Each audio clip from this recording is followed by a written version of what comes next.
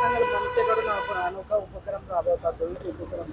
महाराष्ट्र नवनिर्माण सेना वर्सोवा विधानसभेतर्फे आज सातबंगला येथे मराठी भाषा वाचता व लिहिता आली पाहिजे हे जे शासनाची 1 मे पासून जी मराठी भाषेची सक्ती आहे त्या संदर्भात आम्ही आमचे जे इथले वर्षानुवर्ष राहणारे रिक्षा चालक आहेत त्यांना मराठी भाषेची बेसिक आम्ही पुस्तकं वाटलेली आहेत. त्यांना त्या मराठी भाषेची जी माहिती पाहिजे ती त्यांना देण्यात आली आहे आणि पुढच्या 7 दिवसात त्यांना मराठी बोलता येईल व वाचता येईल एवढं या पुस्तकामध्ये मराठी भाषेचं ज्ञान आहे आणि त्यांनी पण ही मराठी भाषा शिकली पाहिजे हे त्यांनी मान्य केलेलं आहे. त्यांनी शिकायला चालू केलेलं आहे.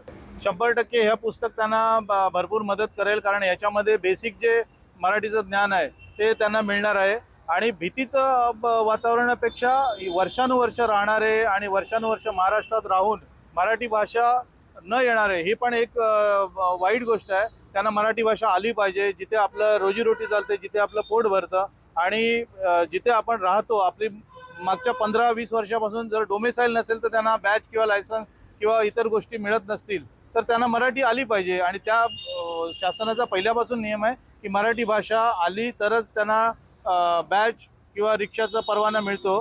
तर हे जे अगोदर परवाने जे मिळालेले आहेत ते पण डोमेसाईल मिळूनच मिळालेले आहेत. मला असं वाटतं की तेव्हापासूनच मराठी भाषा कंपल्सरी होती किंवा सक्तीची होती. त्यांना मराठी आली पाहिजे यासाठी आम्ही पुस्तक वाटप करत आहोत.